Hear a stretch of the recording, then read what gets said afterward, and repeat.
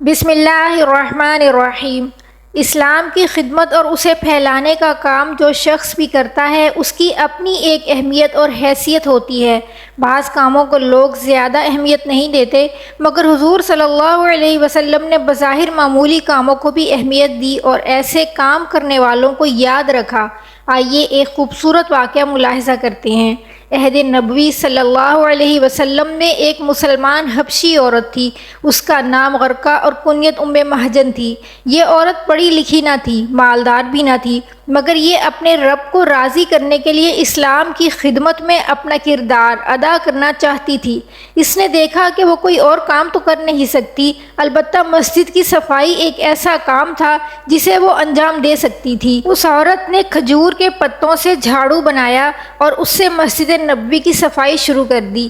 جب بھی وہ دیکھتی کہ مسجد میں صفائی کی ضرورت ہے تو یہ صفائی کے لیے پہنچ جاتی۔ اس عورت کے نزدیک اللہ کی رضا حاصل کرنے کا یہ بھی ایک طریقہ تھا۔ دیکھا جائے تو یہ کام بہت زیادہ اہم نہیں، اور نہ ہمارے معاشرے میں اس قسم کا کام کرنے والوں کو خاص اہمیت دی جاتی ہے۔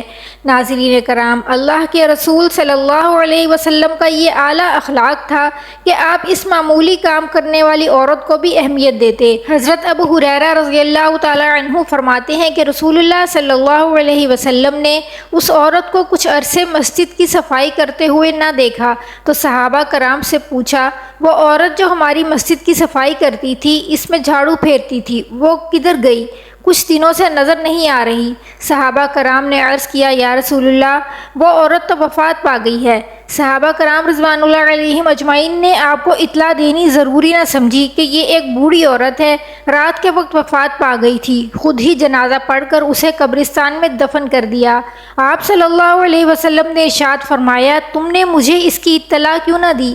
مہجن رضی اللہ تعالی عنہا کی خوش قسمتی کے کیا کہنے کہ اللہ کے رسول صلی اللہ علیہ وسلم فرما رہے ہیں، مجھے بتاؤ اس کی قبر کہاں ہے، اسے کس جگہ دفن کیا ہے؟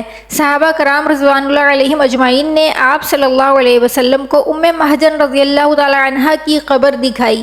آپ دیکھیے، حضور نبی کریم صلی اللہ علیہ وسلم صحابہ کرام کو اس عورت کی اہمیت اور قدر و منزلت بتانا چاہتے ہیں۔ کائنات کی سب سے مصروف ہستی امام الانبیاء اپنی ساری مصروفیات کے باوجود چل کر قبرستان تشریف لے گئے۔ آپ مہجن کی قبر پر کھڑے ہوئے، صحابہ کرام نے بھی صف باندھ لی۔ مہجن کی قسمت کے کیا کہنے کہ اللہ کے رسول اس پر جنازہ پڑھ رہے ہیں، اس کے لیے دعائے مغفرت کر رہے ہیں۔ اللہ کے رسول صلی اللہ علیہ وسلم نے نماز جنازہ پڑھائی، پھر صحابہ کرام سے ارشاد فرمایا، ساتھیوں، بلا شبہ قبریں اپنے مکینوں کے لیے سخت اندھیری ہوتی ہیں۔ یہ بھی حقیقت ہے کہ اللہ تعالیٰ ان پر میرے نماز پڑھنے کے باعث انہیں منور کر دیتا ہے۔ ناظرین کرام، حضرت ابو طلحہ انصاری رضی اللہ تعالی عنہ عرب کے چند مشہور جانبازوں اور تیر اندازوں میں شمار کیے جاتے تھے۔ بیعت عقبہ کی رات رسول اللہ صلی اللہ علیہ وسلم نے اہل مدینہ کے جن 12 سرداروں سے جان نثاری کی بیعت لی تھی، ان میں ایک حضرت ابو طلحہ بھی تھے۔ حضرت ابو طلحہ نے اس عہد و پیمان کو ایسے نبھایا کہ جس کی نظیر نہیں ملتی۔ غزوہ احد میں حضور صلی اللہ علیہ وسلم کے آگے کھڑے ہو کر دشمنوں پر تیر برسائے۔ خیبر کے روز یہ شرف ملا کہ حضور صلی اللہ علیہ وسلم نے آپ رضی اللہ تعالی عنہ کو اپنے پیچھے اونٹنی پر بٹھایا۔ بخاری شریف کی روایت ہے، حضرت انس رضی اللہ تعالی عنہ فرماتے ہیں، مدینہ منورہ میں سب سے زیادہ کھجوروں کے درخت حضرت ابو طلحہ انصاری کے تھے۔ برہا نام کا ایک باغ تھا جو ان کو سب سے زیادہ محبوب تھا اور مسجد نبوی کے قریب بالکل اس کے سامنے واقع تھا۔ اس باغ میں ایک کنواں تھا۔ حضور صلی اللہ علیہ وسلم بھی اس باغ میں تشریف لاتے اور اس کا پانی نوش فرماتے۔ اس کا پانی بڑا ہی شیریں اور خوشبودار تھا۔ اس باغ برہا کا قصہ ہے کہ جب یہ آیت لن تنالوا البر حتی تنفقوا مما تحبون، تم نیکی کے کامل درجے تک نہیں پہنچ سکتے جب تک اپنے محبوب مالوں میں سے خرچ نہ کرو، نازل ہوئی تو حضرت ابو طلحہ رضی اللہ تعالی عنہ اٹھے اور کہا، اے اللہ کے رسول، مجھے اپنے برہا باغ سب سے زیادہ محبوب ہے، میں اسے اللہ کی راہ میں صدقہ کرتا ہوں۔ اس امید پر کہ اس کا اجر و ثواب مجھے آخرت میں ملے گا۔ آپ صلی اللہ علیہ وسلم جہاں مناسب سمجھے خرچ کریں۔ حضور اقدس صلی اللہ علیہ وسلم نے بہت زیادہ مسرت کا اظہار فرمایا اور فرمایا شاباش، بہت عمدہ مال ہے، بہت عمدہ مال ہے۔ اس کے بعد فرمایا جو تم نے کہا میں نے سن لیا، میں مناسب یہ سمجھتا ہوں کہ تم اس باغ کو اپنے ہی قرابت داروں میں تقسیم کر دو۔ چنانچہ حضرت ابو طلحہ رضی اللہ تعالی عنہ نے حضور صلی اللہ علیہ وسلم کی ہدایت کے مطابق اپنے عزیزوں چچا زادوں میں تقسیم کر دیا۔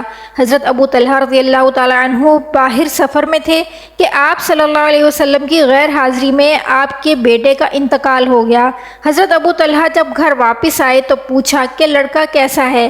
آپ رضی اللہ عنہ کی بیوی حضرت ام سلیم رضی اللہ تعالی عنہ نے جواب دیا آرام میں ہے۔ یہ کہہ کر حضرت ابو طلحہ کے آگے کھانا رکھا۔ جب کھانا کھانے سے فارغ ہوئے تو حضرت ام سلیم بولیں ایک مسئلہ تو بتائیے، میرے پاس اگر کسی نے کوئی امانت رکھی ہو اور کچھ دنوں کے بعد وہ شخص اپنی امانت واپس طلب کرے تو کیا مجھے واپس دے دینا چاہیے یا نہیں؟ حضرت ابو طلحہ رضی اللہ تعالی عنہ فرمانے لگے یہ بھی کوئی پوچھنے کی بات ہے، فوراً واپس دینا چاہیے۔ حضرت ام سلیم نے کہا کہ اور واپس دیکھ کر اس کا کوئی رنج و غم تو نہیں کرنا چاہیے؟ ابو طلحہ بولے نہیں۔ وہ بولیں تو پھر سنیے، ہمارا بیٹا جو اللہ تعالیٰ نے ہمیں امانت دی تھی وہ واپس لے لی ہے اور لڑکے کا انتقال ہو گیا ہے، آپ صبر کیجئے۔ حضرت ابو طلحہ رضی اللہ تعالی عنہ نے یہ سن کر صبر کیا۔ رات گزرنے کے بعد صبح حضور صلی اللہ علیہ وسلم کی خدمت میں حاضر ہوئے اور حضور صلی اللہ علیہ وسلم سے سارا ماجرا عرض کیا۔ حضور نے فرمایا اللہ تعالیٰ تمہارے لیے برکت کرے۔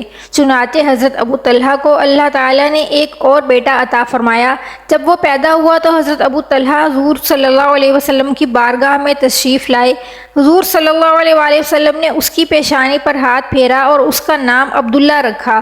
عبداللہ جب تک زندہ رہا حضور صلی اللہ علیہ وسلم کے ہاتھ مبارک پھیرنے کی جگہ یعنی پیشانی بہت نورانی اور روشن نظر آتی تھی۔ ایک دن حضرت ابو طلحہ حضور صلی اللہ علیہ وسلم کی آواز میں نکاحت کا کچھ اثر محسوس کیا تو بے تاب ہو گئے۔ اسی وقت گھر گئے اور اپنی بیوی حضرت ام سلیم رضی اللہ تعالی عنہا سے کہا آج رسول اللہ صلی اللہ علیہ وسلم کی آواز کچھ دھیمی دھیمی سی ہے اور میرا خیال ہے کہ یہ بھوک کی وجہ سے ہے، کیا گھر میں کھانے کے لیے کچھ ہے؟ حضرت ام سلیم نے چند روٹیاں نکالیں اور حضرت انس رضی اللہ عنہ کو بھیجا کہ جا کر رسول اللہ صلی اللہ علیہ وسلم کو دے آؤ۔ حضرت انس کہتے ہیں کہ جب میں حضور صلی اللہ علیہ وسلم کے پاس پہنچا اس وقت آپ کے پاس 70-80 آدمی بیٹھے ہوئے تھے۔ میرے کچھ بتانے سے پہلے آپ نے پوچھا تجھے ابو طلحہ نے بھیجا ہے؟ میں نے کہا جی ہاں یا رسول اللہ۔ آپ نے فرمایا کھانا دے کر؟ میں نے پھر اسبات میں جواب دیا تو آپ نے مجھ سے کھانا لینے کے بجائے وہاں پر موجود صحابہ کرام سے کہا کہ اٹھو اور خود بھی اٹھ کر حضرت ابو طلحہ کے گھر کی طرف چل پڑے۔ میں دوڑ کر گیا اور حضرت ابو طلحہ کو صورتحال سے آگاہ کیا۔ وہ سخت پریشان ہو گئے اور اپنی بیوی سے کہنے لگے ام سلیم رسول اللہ صلی اللہ علیہ وسلم بہت سے آدمیوں کو ساتھ لے کر ہمارے گھر آ رہے ہیں اور ہمارے پاس انہیں کھلانے کے لیے کچھ بھی نہیں ہے۔ ام سلیم رضی اللہ تعالی عنہ بہت حوصلہ مند اور کامل ایمان والی خاتون تھیں۔ وہ ذرا نہ گھبرائیں اور کہا اللہ اور اس کا رسول ہم سے بہتر جانتے ہیں۔ حضرت ابو طلحہ حضور صلی اللہ علیہ وسلم کے استقبال کے لیے باہر نکلے اور آپ کو ساتھ لے کر گھر میں داخل ہوئے۔ حضور صلی اللہ علیہ وسلم نے فرمایا ام سلیم جو کچھ تمہارے پاس ہے لے آؤ۔ حضرت ام سلیم نے وہی چند روٹیاں پیش کر دیں۔ آپ نے فرمایا کہ ان کے چھوٹے چھوٹے ٹکڑے کر دو۔ ٹکڑے ہو گئے تو حضرت ام سلیم نے گھی کا پیالہ لا کر ان ٹکڑوں پر نچوڑ دیا۔ حضور صلی اللہ علیہ وسلم نے کچھ پڑھ کر کھانے پر دم کیا اور فرمایا اب 10 آدمیوں کو بلاؤ۔ 10 آدمی آتے گئے اور کھاتے گئے یہاں تک کہ 70-80 افراد سیر ہو گئے اور کھانا اتنا ہی باقی تھا جتنا پہلے تھا۔ حضرت انس رضی اللہ تعالی عنہ فرماتے ہیں کہ ایک دن میں حضور نبی کریم صلی اللہ علیہ وسلم کے ساتھ مدینہ کی ایک گھاٹی کی طرف گیا۔ میرے پاس خشک روٹی اور پانی تھا۔ حضور نبی کریم صلی اللہ علیہ وسلم ایک وادی میں داخل ہو گئے۔ حضور صلی اللہ علیہ وسلم نے سر مبارک اوپر اٹھایا اور مجھے اشارے سے بلایا اور فرمایا وہ دیکھو۔